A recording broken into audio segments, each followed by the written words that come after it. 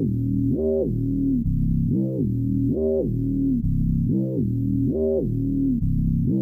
some candy? I have come here to chew bubblegum and kick ass. And I'm all out of bubblegum. Well, hello, Mr. Fancy Pants. I hear you looking for candy, man, bitch. Give me some sugar, baby.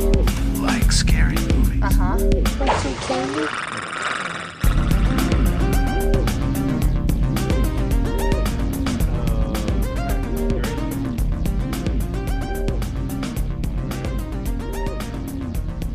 Hey yo, candy killers! Welcome back to another episode of Monster Candy Podcast with Oubliette Sparks from Tsunami Bomb and myself, Screamin' E from the Memphis Murdermen.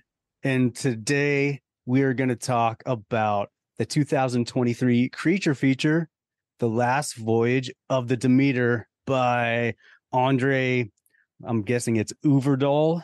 But no time for love, Dr. Jones, so we're going to jump right into...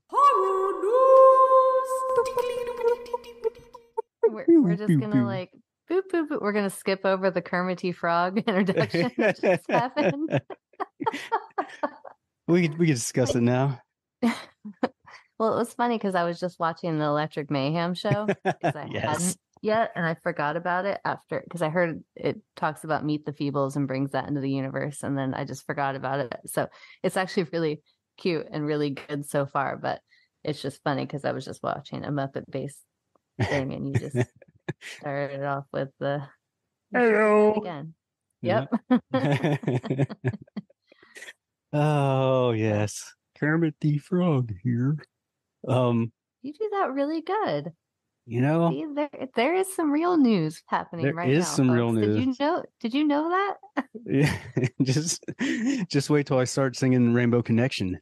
Oh, at the end of this last episode, they were singing Bridge Over Troubled Water, and I was like, no. In a comedic way, but it was a lot. Of course. It was a lot. So yeah, horror news. What you got, Oubliette? So I just have a couple things that I just found out about that, like literally a few minutes ago, that I didn't know were a thing. Mm-hmm. So I knew Toxic Avenger was getting redone. That was mine. So yes, let's discuss this. Oh, okay. So yeah, for like the last, I feel like year or so, I heard that it was getting rebooted, but in none of those mentions or articles did they happen to say that Peter Dinklage was the one playing Toxie. Dude, yes. Oh, it's chapping my ass. But it could be good. It could be good. I hope all that like rage he has right now over there not being 7 little people in Snow White doesn't like translate into this movie and him like trying to politicize it. Yeah, I think we might have even discussed it like loosely on one of the episodes a while ago. I think we did. Like a bit ago. Yeah. And I totally forgot about it. And then I started seeing stuff pop up online about it. And then I saw, because Tippett Studios did the effects on there. Mm-hmm.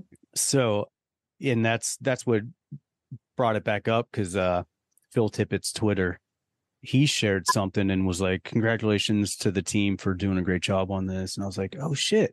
And I was looking at the I think he might even shared the Bloody Disgusting article on it. And I was looking at the picture. I was like, that looks weird. This guy's shape looks weird as opposed to the normal shape of a fucking, radioactive mutant. But I was like, that's weird looking. And then, so I clicked on the article and noticed Peter Dinklage was in it. And I was like, oh, that looks like a Peter Dinklage. So I texted my buddy who works with Phil. And I was like, dude, so Peter Dinklage is the new Toxic Avenger? And he was like, yeah. I'm like, huh. He was like, it's kind of cool because they, it's like a different take and he's not like some skinny weakling. But I'm like, yeah, I mean, I hope it's good. I'm a little skeptical just because I mean, he gets so mad though. It could be Yeah, good. it could be good. I was looking it up online and on Bloody Disgusting and seeing what it's a reimagining, which I'm always like, no, stop reimagining. Who was And it who met him in person? Was it Scar? Who maybe got yelled at by him yeah. for following him around? uh, so Oh. so I'm glad that wasn't me because I would have started laughing in an inappropriate way and gotten in trouble. here's the little Put him in my pocket. Get in there. Here's the little synopsis of the change of the reimagining. Oh, so God, I didn't go this far. So. Yeah, Dinklage stars as a downtrodden janitor, Winston Goose, who after falling into a vat of toxic waste becomes none other than the Toxic Avenger. And he goes up against evil forces of greed and corruption to save his son, his friends, and his community. It also goes on to say, even as the story exists on its own terms, the spirit undoubtedly remains connected to the original. Trauma fans, old and new, will be pleased to know that the film has been rated R for violence, gore, and everything. So, I mean, that's cool. Interesting. But again, I don't know. I mean, I'll see it. I'll wait to see it. But I don't know. I like the original, how he was some skinny nerd dork that everyone picked on, which, I mean, Peter Dinklage, because of his stature, that could go that way as well. But sure. I was wondering, because on that picture, it obviously is like his body type, just his proportions, but he looks big. So I'm wondering if they're going to do something like superimpose Lord just of the him. Rings? Yeah, kind of deal, which could work. It could go either way. If they do that, that'll be kind of funny and cool, because he should be some big fucking hulking disaster of a mutant, which was why the original was fun, because he went from like a skinny nerd to some huge fucking superhero, but he was a mutant. Mm-hmm. But also, if he stays small, that could kind of be funny, but he's just like super strength and everything and fucking people up. So yeah, we'll see. All right. Yeah, but yeah, go on with the other horror news. So my second was I had heard they were redoing The Strangers, that movie that came out a while ago, and I knew Rennie Harlan was doing it. And for those of you who don't know him, his movies, like if you were to put them on sort of like a timeline, it would ride similar to like the stock market or maybe a roller coaster. He has a very interesting lineage of what he does. So just if we want to like dive into that a little bit, yeah, A Nightmare on Elm Street 4, into Die Hard 2, and then right over to The Adventures of Ford Fairlane, and then Cliffhanger. He fucking directed Cliffhanger. That was like a huge hit. But then he went and did Cutthroat Island. That was a big fucking wart. Yeah. Some random shit in between. Into the Deep Blue Sea, which I enjoy. He did Exorcist the Beginning. And since then has done like some TV stuff and then like some movies I have never fucking heard of, like Class Reunion 3, Bodies at Rest. Who the fuck knows? So I did hear that The Strangers is being remade. I recently heard he was doing it. What I did not know is that he's actually not just doing a trilogy. He filmed a trilogy. It's done. Oh, okay. It's 3 movies in the can. All right. Well, damn. At least that's what is being reported right now. Sounds like he was not fucking around. Yeah, they went out to Slovakia and apparently just like filmed that shit. Has some like kind of mid-level actors who have done some of the like Riverdale stuff, Cruel Summer, Hillbilly Elegy, whatever the fuck that thing was called. And yeah, apparently it's in the same universe, but it's a trilogy, and they threw a bit of money in it. So I'm curious to see what it is. Yeah. That's crazy. It reminds me of the like Pearl X yeah, thing, where you like see this movie and you're like, huh. Except for we haven't seen this yet. And they're just like, yeah, we already filmed another one. Yep. It's coming out soon. Well, it's a way to get it done. Okay. Yeah. I mean, honestly, with the way everything is with the economy, with strikes, all kinds of other shit, if you're going to use the same actors or some of the same actors, it makes sense to just fucking knock it out. Yeah, especially if, the budget isn't anything super crazy expensive. Mm-hmm. That's probably the smartest way to do it. If you plan on doing sequels in the future, you might as well just write them all out and knock them down. Yep. And honestly, like, I think for like continuity and just flow purposes, that they might end up better because I don't know, like with writing music or even stories or anything else, like I think anyone who, or even drawing, I don't know, anyone who does kind of like artistic stuff, they know that if you take like a big break, but you already know what you're going to do on the next thing, it totally ends up changing by the time you do it. Yeah.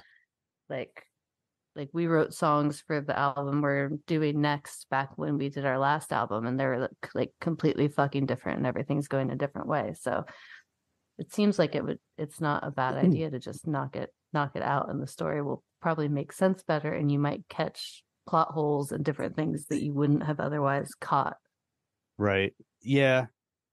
Yeah, I would think it would be better for consistency to do it that way for sure. I did see something that I wasn't going to talk about, but you might as well. Do it. So the director, Ryan Kruger, who directed Fried Berry, is doing Street Trash, a reimagining, of course, because that's what we do now. We reimagine everything. I saw a blurb about that. Yeah. Yeah. The original isn't like it's fine. It's whatever. It's not something I'm super okay, but people made it seem like it was going to be this like super edgy cult thing, and I think when I saw it, I didn't pay as much attention as I should because I wasn't really entertained by it. Yeah, same. I'm just like, meh. But all right, let's remake it. Yeah, why not? So that one that could work out because I'm not really invested in it in any way. But I guess this one's going to take place in South Africa, so we'll see how that goes. Well, there's that. So I guess people can be on the lookout for another reimagining. Fucking reimaginings, yeah. Anything else? Nope. All right. Well, that's been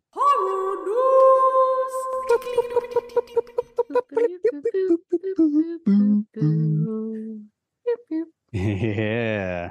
Okie dokie. Let's get into the last voyage of the Demeter. And I'll go ahead and read the little synopsis. Don't fuck it up. I will not. IMDb actually has one that's pretty straightforward. So for those of you who don't know, this whole movie is just based off of one passage from the novel Dracula about the Demeter, the ship that Dracula came over on. So the story is set aboard the Russian schooner Demeter, which was chartered to carry private cargo, 24 unmarked wooden crates from Carpathia to London. The film will detail the strange events that befell the doomed crew as they attempt to survive the ocean voyage, stalked each night by a terrifying presence on board the ship. When it finally arrived near Whitby Harbor, it was derelict. There was no trace of the crew.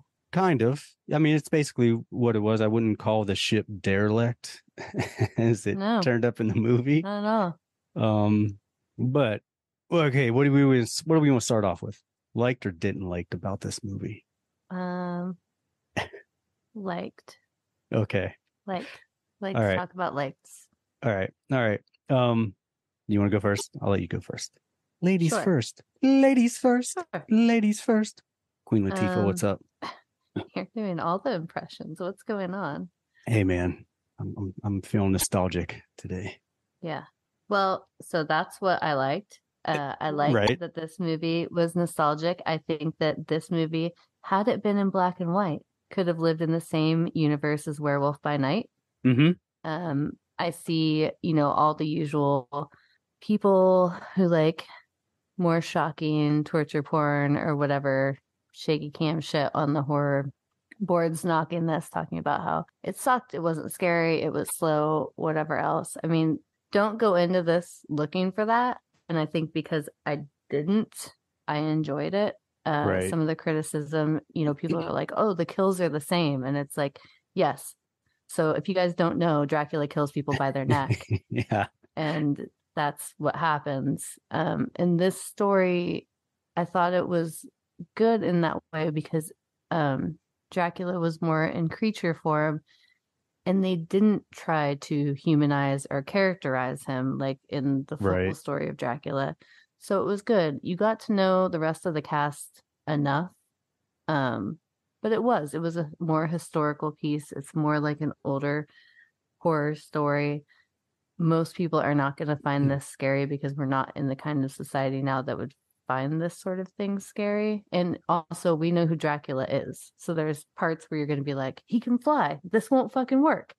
But you have to sit back and realize that these people don't know that they're literally have no idea what this thing is or can. And I had to pull myself back sometimes in the movie while I was watching it, being like, but you have to. And I'm like, well, wait, actually, if I was in this circumstance and had no idea what the fuck Dracula was or a vampire was, I would be acting the same. I liked that, even though to me it was not very gory or overly so, but I liked that they didn't play it too safe. Like, they kill a kid, they kill a dog.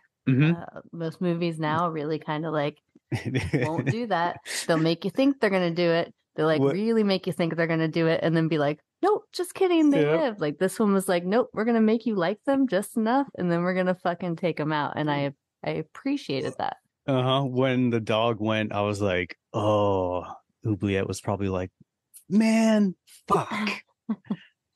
But I wasn't, because honestly, and it's funny, like the second I saw when they did the tour of the kitchen and they showed the animals, like in my head, I was like, oh yeah, this thing's gonna like start probably with the rats, then with the livestock, then with the dog, but and the dog, there were plenty of parts. Yeah, you didn't like get to, in a lot of movies you get to know the dog, so you get connected to the dog. This one was like, oh, there's a dog and some animals, like you didn't really. And that's what was so smart about it. Like the dog, the only reason you had a connection with the dog is because you knew this kid loved the dog so much. So in that effect, this movie was super fucked up because they show this like kid get his dog ripped away from him, and he's so distraught. All the animals that he was supposed to care for are taken away. And then not too long later, they just fucking kill the kid after he's super sad and depressed. Like, they don't do it all at once. Like, they're gonna ruin this kid's life, and then they're gonna fucking kill him.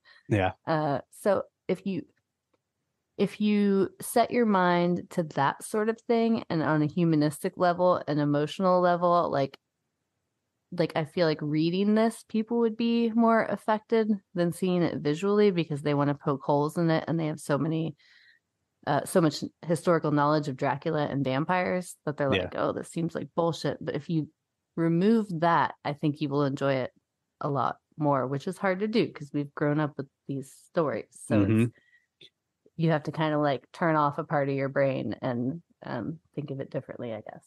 Yeah, I was surprised after I saw it how much shit I saw it getting online from people. And you're always going to have the people that are like, it's fucking boring, this, that, and the other. But the acting was great. Yeah. I mean, I was like, man, like, okay, even if this wasn't your cup of tea, like, there's nothing like terrible about it enough to shit on it for the stuff you're shitting on it for. I'm like, it's a fucking old-timey monster movie. Like, what the fuck? I could see people saying it was boring, or I could see people poking holes in like what they thought the characters should do, even though they didn't have the knowledge to do it. But other than that, like, the costumes were great. The The cinematography was fantastic. The play Yep. on light and dark was really good. Movements in the background. Some of the CGI wasn't my favorite, but it was still really effective. And the characters were good. And the actors they have in this are really good actors. I mean, I think the director went a little overboard when he said it was aliens on a boat, because it wasn't that suspenseful for me. It was more along the lines of a historical piece monster movie, but it was what I thought it would be, and I was good with that. Yeah, I mean, I agree with everything you just said, and those are also the things that I liked about it. Like, it's a good premise. I like the idea of them taking just that passage from the book and making that a movie, because in any adaptation of whether it be Nosferatu or Dracula, he goes from A to B on a ship, and it shows up, right. Everyone's dead, and then there's Renfield or whoever. And I like the one-eye guy who gets off the boat that like allows for the main character to get on when he sees the seal. Like it's classic. They wrote it like a classic story, which Dracula was. So to me, it fits. If they would have gone overboard and made it modern, it just wouldn't have. I don't know. It shouldn't have been in that Dracula legacy if they changed it. And this, I feel like, fits in it, and probably could have been what happened when that chapter that you don't hear happens or whatever. Or if that passage was the whole chapter. I agree. I mean, I don't know. I thought all the stuff was, as far as like the kill scenes and the gore, I thought it was enough. I thought it was completely adequate for what the movie was trying to do. And Stephen King, when he said, "Oh, it's totally like a Hammer horror film," I'm like, yeah, kind of. Yeah. I did appreciate how it didn't show everything. I appreciated that the kid died. I was like, man, this kid's annoying. Get him out of here. And they did. And it took a while. And I was like, fuck, man, this kid's going to live. And then he didn't. I was like, yes, score. Yeah. No, and it fit because the captain kind of goes crazy. I also, especially now when you're dealing with a lot of movies that go out of their way to be super woke or PC or make like these giant statements. Like at the beginning, I was like, they have to say something about him being black. Like they have to. Just because of the time period and everything else going on. And the crew was really cool to him. Everyone was. And I actually did like how his story ended up evolving. And he kind of was like, yeah, like I went to school and like finally someone offered me a job, but obviously they didn't know what color it was. Now I'm going back. Like I thought it was a tasteful way of doing it and making people realize kind of maybe the realities of things that might happen without it, like throwing it in people's face and making that a huge arc in the movie. I didn't think it was too heavy-handed as a lot of the ways they do it now. They're just like, let me just fucking put it up right in center, like it's obvious. This is a little out of place for this time, and then you get to know, but it wasn't, that didn't become like the story, which a lot of times it does in movies nowadays. I thought the design for Dracula was great. I saw one criticism where they're like, "Oh, I mean, it was," and I don't know if this guy knows that Nosferatu and Dracula are like this. That's the same story, because he was like, he's really Nosferatu looking. I'm like, yeah, that's yeah. I mean, right? It's is that supposed to be? I mean, yeah, I was confused. I was going to comment on him like, yeah, I mean, that's like the same, it's from the same story, right? Like the same deal. Right. But I also think the movie Dracula gave people a false impression of Dracula as well. I mean, you read the book and there is some of that romantic kind of transformation, but that particular movie really, really romanticized it. Oh yeah. Time. I mean, it was very, universal. Yeah. Then after that, you started seeing Interview with the Vampire, all these other movies of just really romanticizing the whole thing. And so I think that especially people even my age, but especially younger, don't like ugly vampires. And they don't.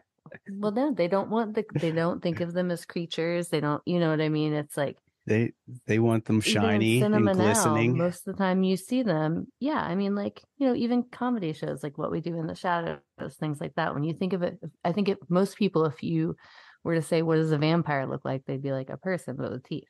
Right. You know? Yeah. They wouldn't think of that. So yeah, I could totally see people seeing that and be like, ugh.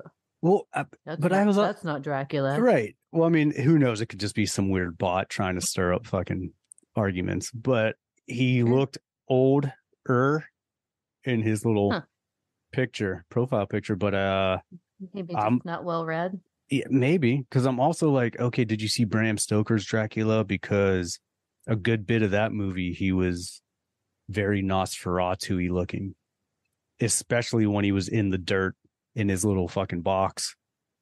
He was very gross and, you know, corpsey looking. So I was glad to see this sort of portrayal of Dracula. Same. But yeah, I mean, like I said, I agree with everything you said. Those are all the things I liked about it. I'll start off with the things I didn't like about it.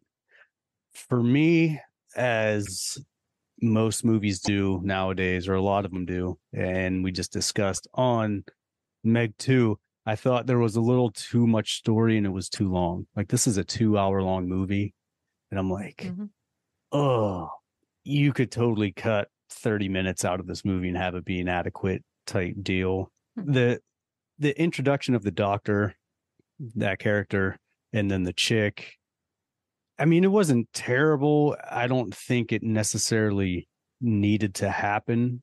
It didn't, but I do think it kind of lent itself to the more classic style of storytelling. Yeah.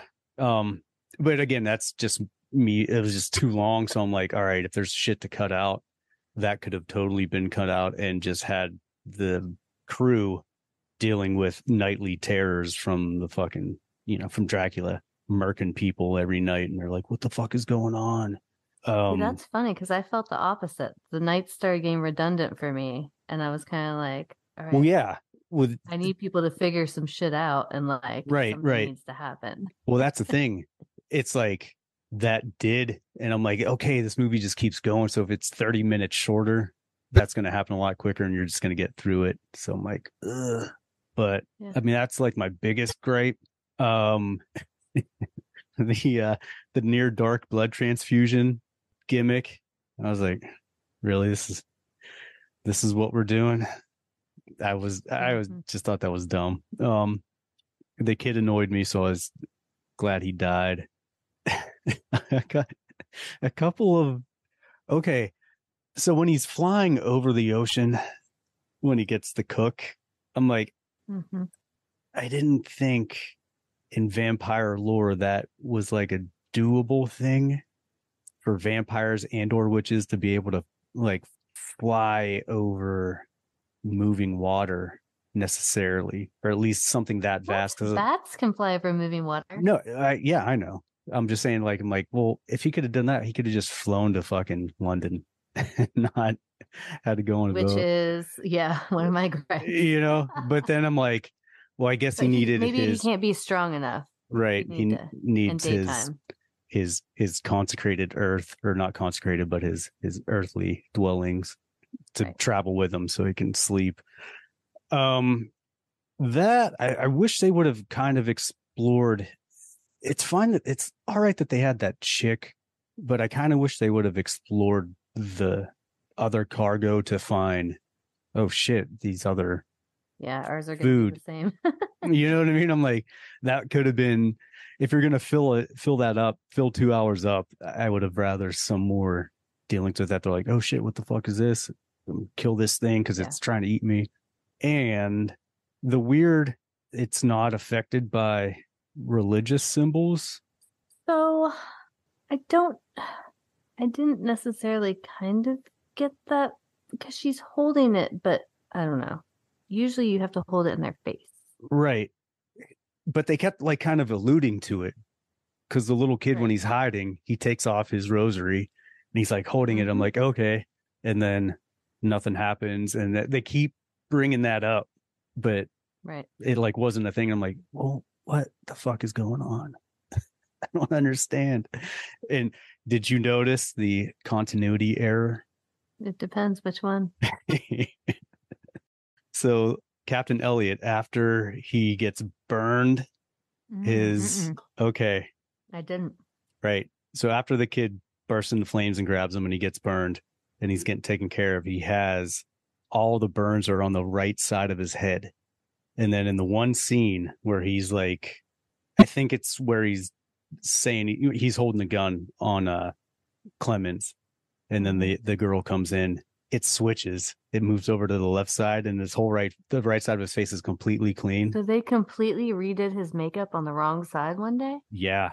Or they started off with that scene and then just decided to forgot. But I was like, wait, what the fuck? And then I was questioning myself because I'm like, all right, am I just stupid and remembering this wrong? And then the next scene after that, it comes back, and I was like, God, see?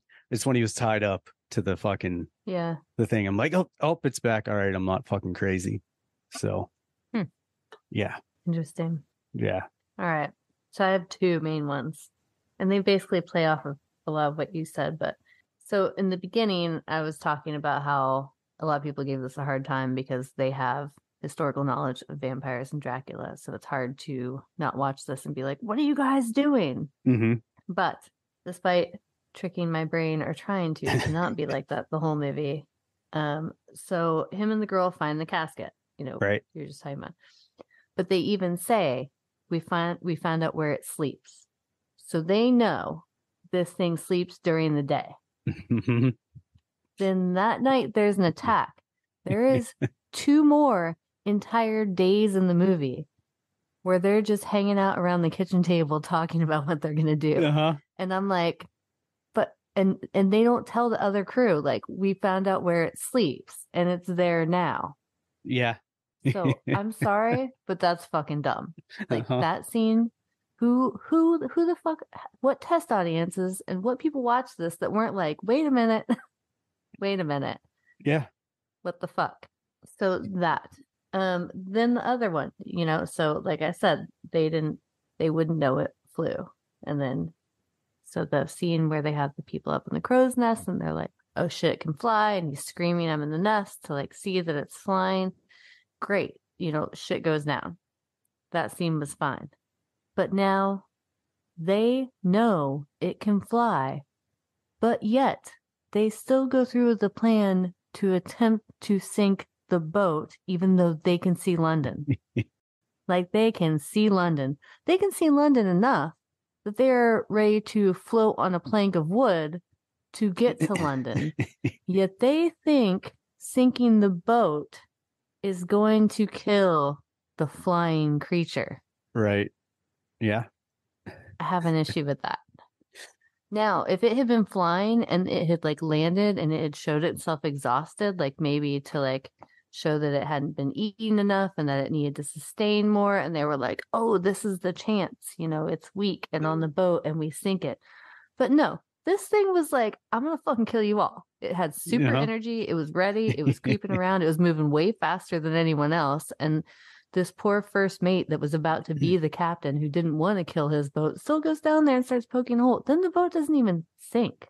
Yeah. It just kind of like floats in. So yeah, they could have really done better. And that part, both those parts almost ruined the whole movie for me, because I'm like, come on. This is like easy pickings. I think a lot of that was them being like, all right, we have this, short passage of a book that we need to stretch out to 2 hours.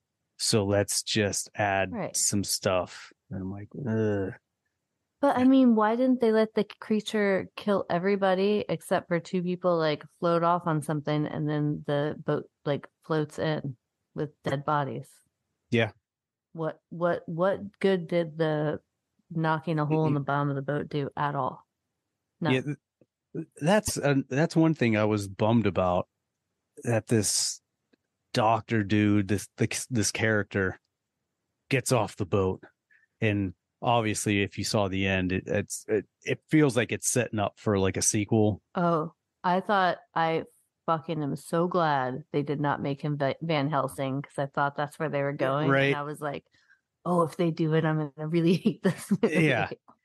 But I was like, it's so much creepier to have the boat just go into harbor empty and everyone's dead on it. I'm like, it's in good condition. Yeah, that's the story. So all this other weird shit you're doing is weird. Stop it, because it's not making the story any better. It's actually making it a little worse because you're like, well, what the fuck? So yeah. And it's just, I guess it just wanted to show the pain of the first mate losing his fucking boat for no reason. I guess. By the way, that guy went from being like, I don't even know who the fuck he is, to being in literally every movie in the world. Like, he's in Oppenheimer right now and in this. Miracle Workers second season just came out. He's in that. I think he was one of the guys in Boogeyman that I just saw. Do not go see that. It's awful. He was in the Weird Al movie. He was in Dune. He was in the Suicide Squad. Like, oh yeah, he's all over Shudder. He's just he's just fucking is everywhere right now. Yeah, especially he's really good at playing an asshole. Weirdo. Anything that has to do with horror, he's on. They do the Fangoria Chainsaw Awards, like all that shit. He hosts that. So he is everywhere. I mean, good for him. Yeah, that's good. Yeah. See what else? Those were the two things I hated. Yeah. The story just got a little thin for me with the added stuff. So I was and that the girl didn't go crazy, but the other people did because of the blood transfusion or whatever. Like, yeah, I don't know. I think that they should have made the storyline more traditional. Like, he fed her I don't know. There's something happened to where she was okay instead of the transfusion. What movie did we do before that there was a transfusion that saved somebody? Near Dark. Yeah. Yeah. That is, yeah. Yeah. I was like, we did something not that long ago. Yep. Yeah. That whole thing just made it, it just made it a little bit ridiculous. I'm like, okay, she's his food that keeps him alive. So there's you would assume other food sources in there too, because they keep finding all these boxes with earth in it. So, well, or even if they were all empty, fine, because they were decoys, but he brought this woman to sustain him. Maybe the whole thing, I don't know, you would think it's like a fail safe. You would think that he could feed slowly and they wouldn't go crazy. Right. Yeah. But there would have to be like another step to them going crazy or becoming like his slaves. Yeah. But I guess whatever, he drinks their blood, they're linked to him. To me, I think that they would need to drink his blood or do something or whatever. To me, it seemed more like in the stories how people act before they become a vampire. Yeah. Just being maybe he was feeding them their blood. I don't know. Yeah. It was vague. I don't know. There were some things that weren't explored that I kind of wish were, and some things that were explored that I kind of wish were not. Yeah. Yeah. But I mean, all in all, like, I like the effects. I like the practical effects. I liked a lot of the throwbacks to Nosferatu, like when he's biting people's necks and he's like looking up. Like, I liked all that shit. All this stuff I didn't like was not superficial, but just things that it's just new movie stuff that I just don't like because I think they try a little too hard. Yeah, it should have been in black and white. Definitely should have been black and white. I don't say that about every movie, but if this movie, like when it comes out on streaming, I'm going to watch it in black and white because I think it will be so much better. And I think that you'll actually see more shadows and things you don't in the full color. Yeah, good move. Yeah, again, this is one of those movies like Meg 2, like a lot of the new movies where the dark scenes are like fucking dark and you can't really tell what's going on unless there's like a light source from somewhere. Other than that, you just kind of see moving blobs. And I'm like, and I don't know if it was just maybe the print my theater had, but it was Meg 2 wasn't dark for me. It was okay. Yeah, I mean, most of Meg 2 wasn't. Some parts were a little dark. But yeah, this print, it just looked like not faded, but just kind of it looked aged. Flat, yeah. but which made it He hard. looked aged, which is why I would have rather seen it in black and white. Like some Right. of the times when he moves and he's just in the shadows, it took me, I think, a little too long to realize what it was. Right. Like I saw movement, but I didn't realize what the movement was. But maybe that was the effect he was going for. In Troll Hunter, there's some stuff like that. Yeah, could be. So I don't know. Yeah. And yeah, anything else? It was just fine. All right. Well, let's rate it. What are you gonna give it? You can go first. All right. I'll go first. Okay, You go first. I'll go first. You go first. You go first. I'll go first. I'm going first.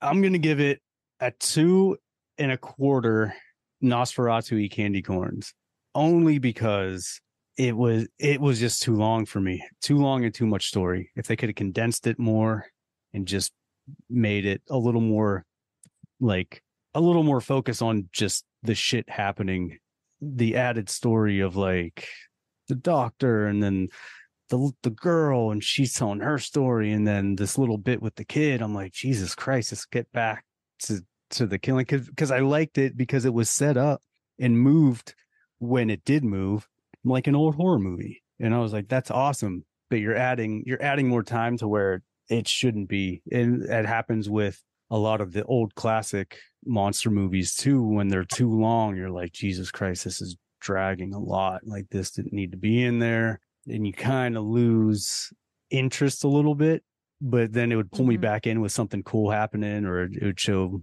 Dracula. So I liked it. I wanted to like it more, but again, it was just a little too much story and a little too long. So that's my rating. Interesting. Mm-hmm. So it's hard. As a horror movie, I think I'd give it a 2.5, but just as a movie, I think I'd give it almost a 3. I think I'm gonna give it a 3. Okay. And it's actually interesting because I don't know. I will watch it again in black and white, but I don't know that it's a movie that I'd ever like strive to really see again. But no, I'm gonna give it a 2.5. Definitely 2.5. Well, no, because I'm thinking about it, and I'm thinking of other historical movies that did really well with that kind of thing, and I watched them a lot. And this one I don't think will be in that roster. Yeah. But I'll give it a 2.5 because I want people to keep making movies like this. Right. The stuff we're seeing right now is just getting tiresome. Agreed. I think that they could have.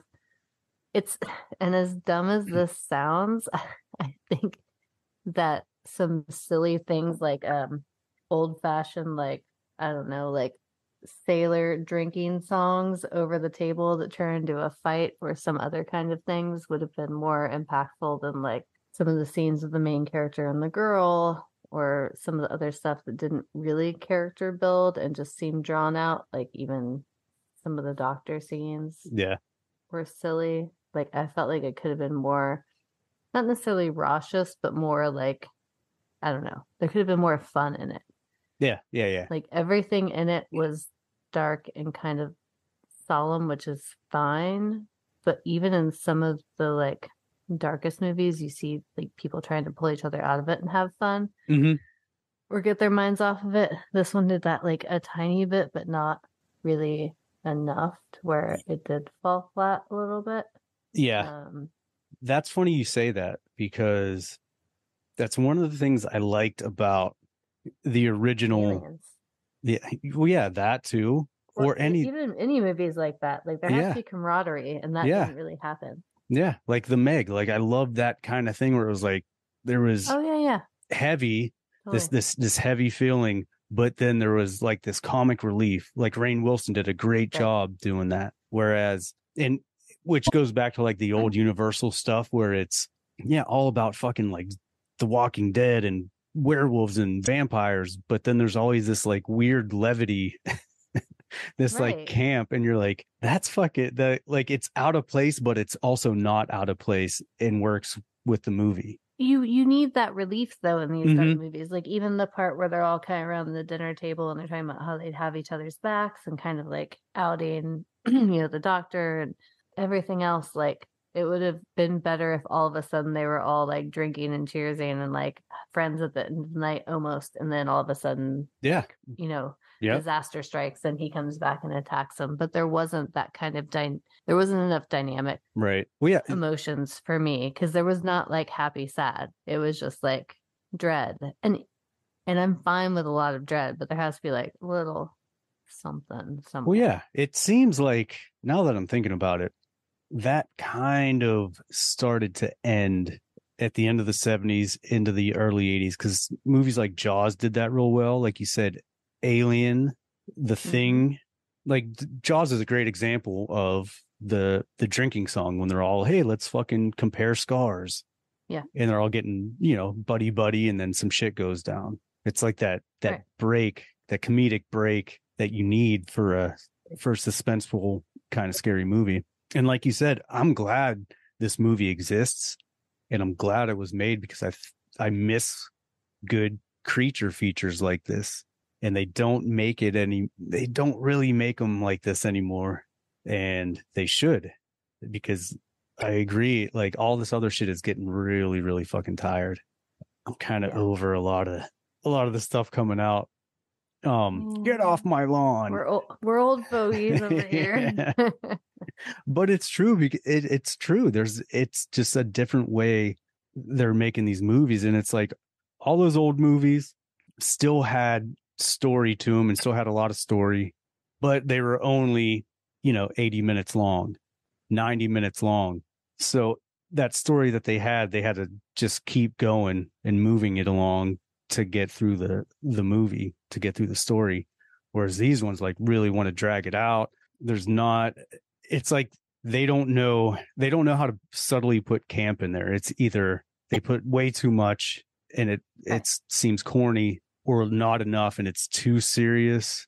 So yeah, I'm glad it exists. I think people should go see it. It comes out to a 2.4, which is pretty good. It's not like it's great, but it's definitely not bad. It's way better than a lot of the stuff that's been put out. I keep telling people that. They're like, how was it? Well, I mean, it's not great, but it's better than a lot of the bullshit that is getting made nowadays, where it's either trying to be too shocking or just too corny, and it just falls flat. Where this, like I said, for me, it was just a little too long and a little too much story. But aside from that, I liked it. Like the way it looked. I thought it was fun. I like monsters, and this one was a good creature adaptation. So anything else to add? I don't think so. All right. Well, thanks again, everybody, for joining myself and Oubliette as we cross streams and talk about the last voyage of the Demeter. We think you should go see it. Kermit the Frog.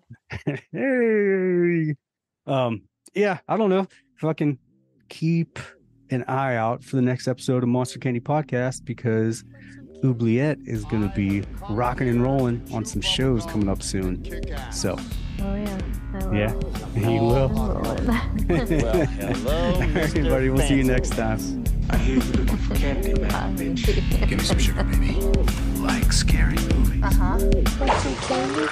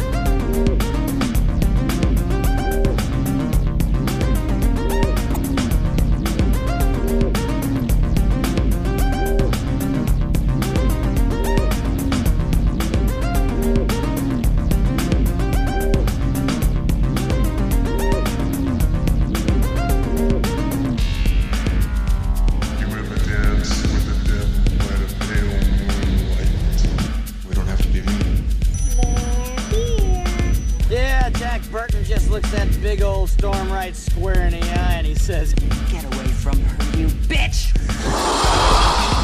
You're gonna need a bigger boat.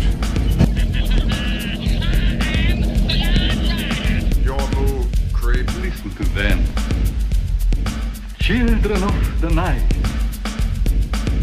What music they make.